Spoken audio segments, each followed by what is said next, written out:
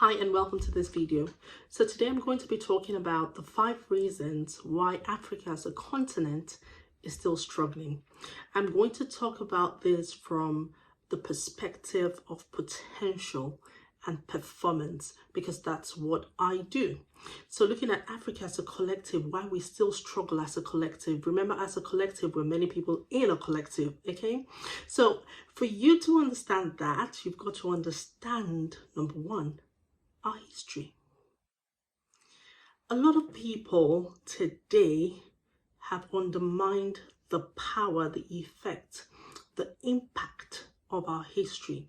And when I talk about history, I'm talking about slave trade and the impact of slave trade. So history is very important because if you can know the birth of a thing, then you can begin to understand where certain characteristics or where certain behaviors have been transferred over time. Okay, so the history of slave trade brought with it subjugation, it brought with it suppression, it brought with it the need to become somebody else or someone else that you weren't before.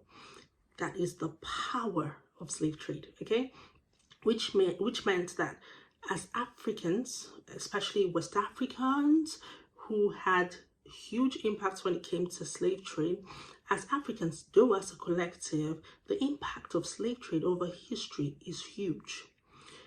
We need to understand that slave trade brought about deaths.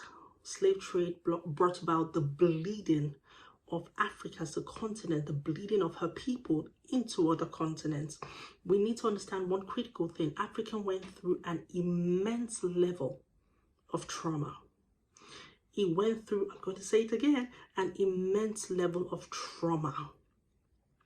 Trauma on her people, suppression brought about trauma.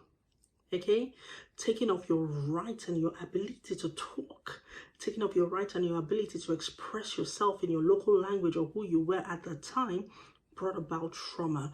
The stripping away of husbands and sons brought about trauma. Okay, so Africa as a continent, as a collective, suffered immense trauma. And so when we talk about trauma, what do we mean? A lot of us today talk about what we see in Africa. We use words like Africa is too corrupt, Africa is too backward, Africans don't live up to the Western way of living. You talk about the negatives you see in Africa. Those are just symptoms. You talk about greed in Africa. It is a symptom. It is not, it's just a symptom.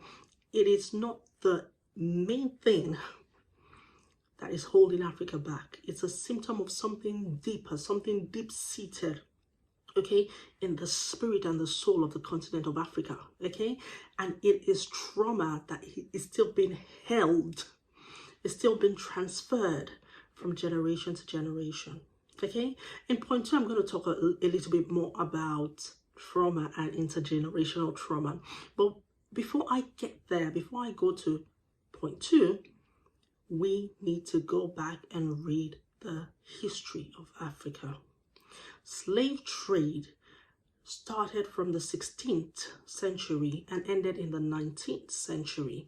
We're talking about 400 years of trauma.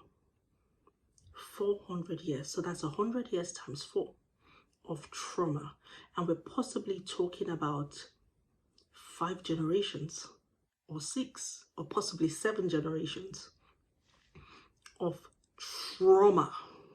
Okay, so we need to understand that history. We need to understand what it ignited in the African person when it happened. When slave trade came to be, what did it ignite in the African person?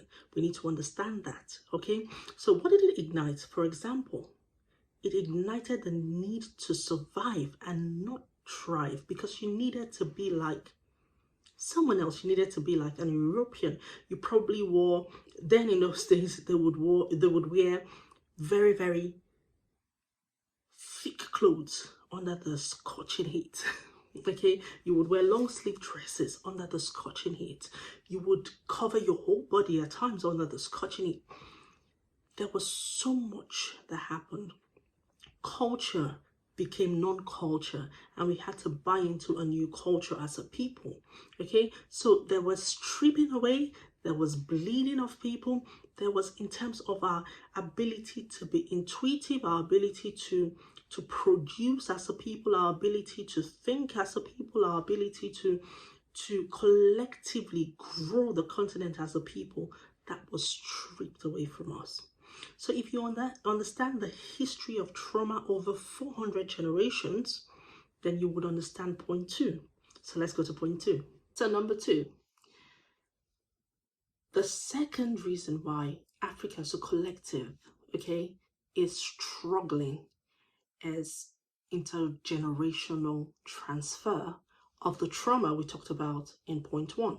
Okay, so the thing is, trauma can be transferred. There are things that are transferred across generations up to the 7th generation. Now, this has been scientifically proven, and this has been biblically proven. Okay, trauma being one of them can be transferred up to 7 generations, unless somebody in between, okay, the 7 generations breaks that trauma. But because trauma lives in people, it lives in the body, it affects the nervous system. So many Africans over the duration, over the years, we're now talking about years and decades after slave trade, have transferred that trauma to their children, their children's children, their children's children's children. And so the trauma, if you look at it as a collective, hasn't been healed or broken by the collective, by Africans, because we failed to really analyze our history and the impact of our history, especially when it comes to slave trade. We have passed the trauma from slave trade to our children presently. That's what we call intergenerational transfer. It is proven. Okay, and so because that has passed over generations, we're seeing a repetition of what was in those days happening today. Greed. Everything negative you can think about in Africa, it's still happening because we haven't learnt, we haven't understood that there was a deep, very deep traumatic experience that happened when slave trade happened. We're talking about over 12 million people that got bled from Africa, from Africa's population. Over 12 million people. And the impact on one person, 2 people, 12 million people, the impact on the people that were left here in Africa, okay, after their sons and their husbands and their relatives and loved ones were taken away. What impact did that have?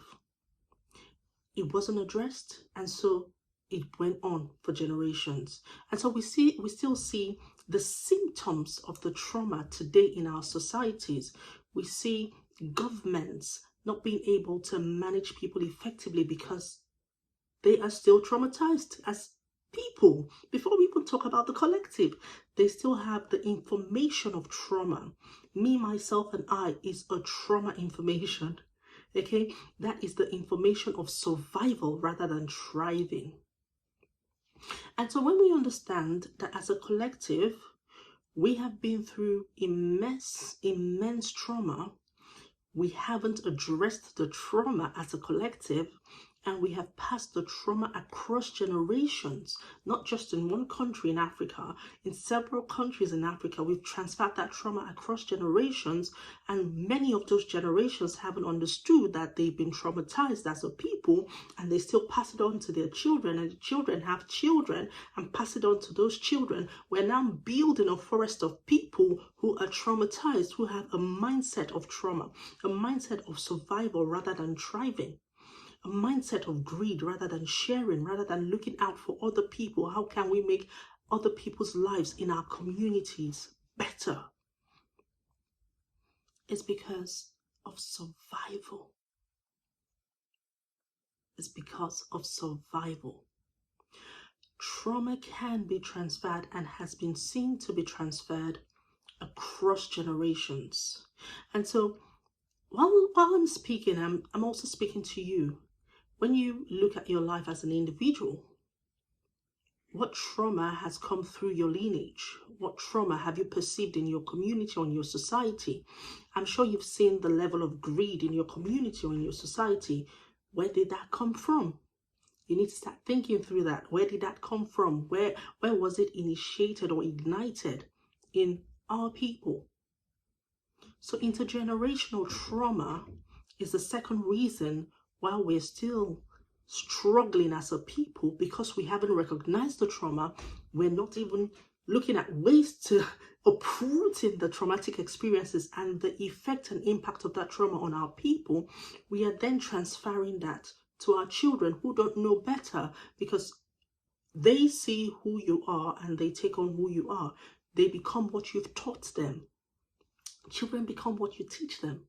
Okay, and so we've transferred it from generation to generation. Now this takes us to point 3. So point number 3, the third reason why as a collective Africans, why as a collective Africa itself is still struggling, is we have misinterpreted independence. So at the point where we were told, yes, you would become independent, okay? And we became independent as different nations, okay? And then as a collective, eventually, we equated that to freedom. Independence is never freedom, okay? Why? Because independence is more or less like telling you, you can have your own government, you can rule your people. That is more about the physical. We were never set free psychologically. So remember the impacts of trauma I talked about initially. That was not set free. That was not like legalized on paper, if you understand what I mean. So independence should never be mistaken for freedom. So as a collective, Africans were not set free when they declared independence, okay? What that means is, because over time we have equated independence to freedom, what we're saying now is we think we are free, but psychologically, as a collective, we're still bound to the impacts of the trauma from slave trade, to the impacts of suppression, of subjugation, to the impacts of the survival mindset. Okay? It is still a survival mindset stroke mentality culture. And so, because we have equated independence to freedom, we do not understand that the impacts on our psychology as a collective will always show up in our communities, in our societies, in our countries. Because we can never be greater than our mindset. We can never be greater than how we think. We can never be greater than our psychology. So once we change our psychology as a collective, then we will begin to see the shift in Africa's productivity, in Africa's potential, in Africa's performance on the world stage. And so if your country is independent today, it doesn't mean your country is free from the impacts of history. It only means your country is able to rule her people. Her people are able to rule her people. You don't have a foreigner ruling her people. Her own people rule her people. But it doesn't mean that the collective mindset has changed, because the product of a society is not from one person, it's from a collective, a collection of people. The product of the economy of a society, of a country, is not from one person, it's from a collective. And so if your country in Africa is struggling, we're talking about the collective mindset. If you're 50 years independent, or you've been independent for 60 years, and you're wondering why nothing has moved, or as a country, you've not seen so much growth. It has nothing to do with the independence. It has a lot to do with the mindsets. The mindsets haven't changed over time. And so for you as a collective, for Africa as a collective, to see a change, we need to free our minds. We need to think differently. I'm not saying we need to think like the Western world or like another continent. No, we need to think differently. It's the flip side of the coin.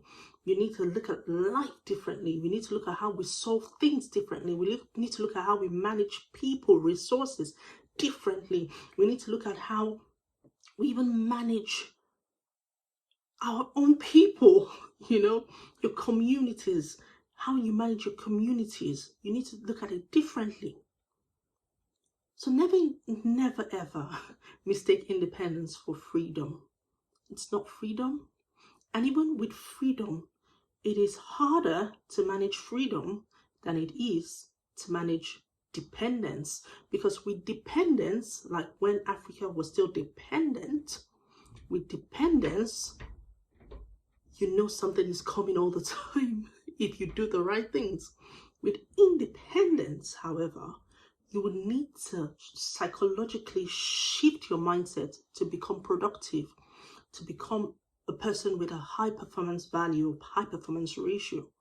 And so it's harder to manage freedom than it is to manage dependence. So even right now, and even as a continent, you can see that we are still dependent on other continents for resources, for help that we have the ability to produce. It is a psychological battle. Okay? And so when you see we are independent, never mistake it for freedom. Now that takes us to point number 4. So one of the huge impacts of trauma is comparison. Okay? Africa as a collective loves to compare herself with other continents. Comparison is an unwise adventure because you can never be another continent. You are a continent, an entity, a potential, a ball, or I'll say a fire of potential that can become. And so when as a collective we begin to compare ourselves with other collectives, then we will never be able to reach our fullest potential. The comparison is so deep, so much so that we compare, it's eaten into our very intelligence, how we see ourselves, around people of other colors or other races. Or not, I wouldn't use the word race because we are one race. I would use the word other cultures outside of Africa. We try to evaluate our intelligence. We look down on ourselves as a people. It has even redefined what beauty means to us. Okay, so for example, I'm on my natural hair, very comfortable with my natural hair. I go out with my natural hair. I do everything with my natural hair. At times I decide to put on something on my hair, extensions or whatever it is I want to put on my hair. But I am comfortable in my identity as an African who loves her natural hair and is able to go out and still feel herself and be herself with her natural hair outside of Africa or even within Africa. Okay, not every female in Africa is happy to do that. Okay, because we equate beauty, for example, to long hair, to fair skin, to at times contact lenses that aren't brown or black. We equate beauty to so many things. Okay, and we are not as a collective comfortable in our own skin because we compare with others. Now that's just skin. Let's talk about economy.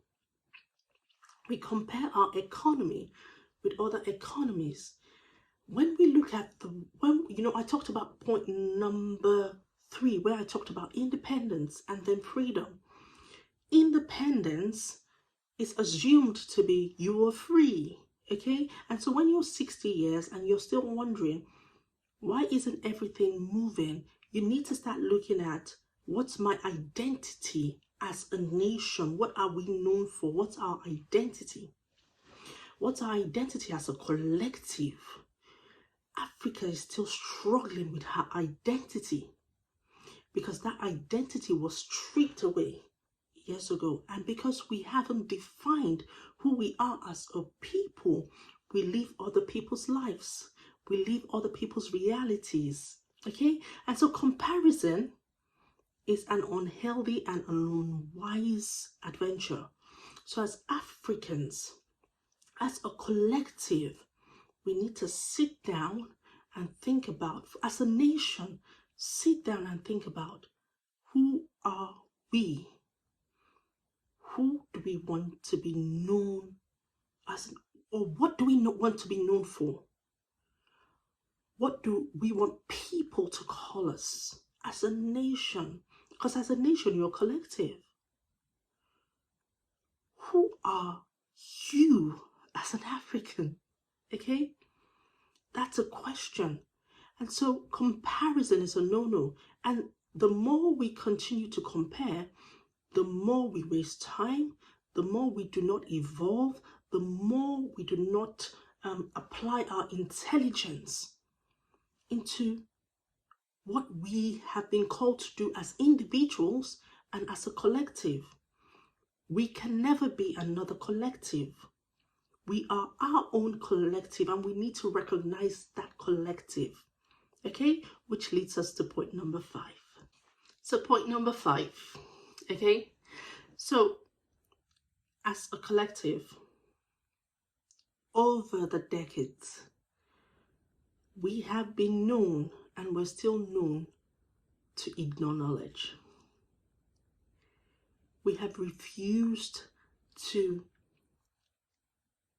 go into that well of knowledge, pull out from the well of knowledge, feed on knowledge, so that we can understand how to grow our communities, our societies, our nations, our people. We have embraced ignorance. And when I mean we've embraced ignorance, we have turned to religion. Now, I am not calling Christianity here. I said we have turned to religion. And in turning to religion, we have put away knowledge. So how much do we know about thriving as a people? How much do we know about managing our resources? How much do we know about managing our people? How much do we know about managing our economies? How much do we know about investing as a nation into things so that we can grow as a nation, so that we can get profits as a nation, and then feed that back into the economy, feed that back into our people? We have refused to embrace knowledge as a collective, because individually, we would rather go with the knowledge of what people think, what people have said over the course of the years or decades, than go and read and study. There are over 1 billion books in the world. How much, as a person, have you read in a year? As a collective, how much knowledge do we have? How much knowledge are we sharing with each other?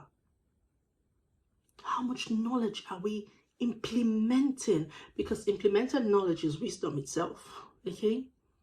So as a people, we have decided collectively to ignore knowledge. And the thing about ignoring knowledge is, once you ignore knowledge as a collective, we suffer. Once we ignore knowledge as a collective, we transfer ignorance to our children. And so our children, and you see so many generations that have lived ignorantly and still transferring that ignorance to their own children. And their children take that ignorance and transfer it down the line. So as a collective, what do? Let's go and start studying. Now, I'm not only talking about going to university, going to secondary school or to college. I'm talking about, how does the everyday world work? Can we go and learn that? Can we go and learn about investment? Can we go and learn about managing a collective?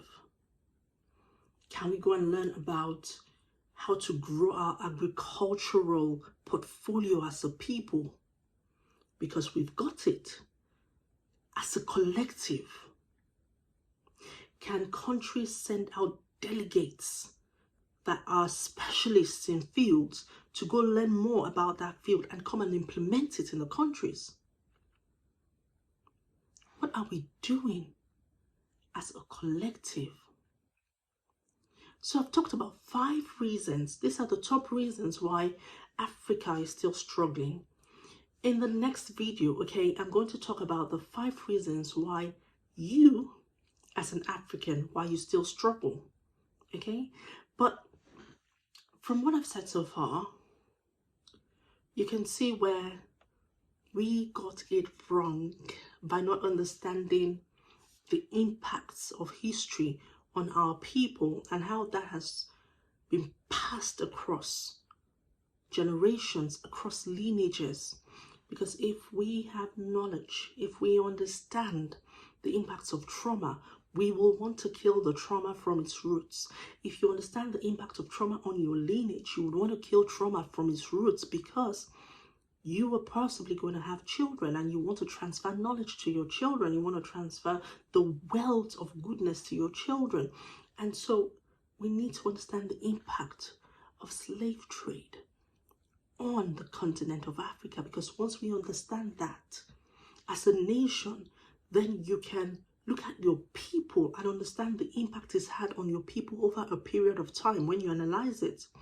And if you know those impacts, then you can go in deeper or further and analyze, so what do we need to start shifting mindsets?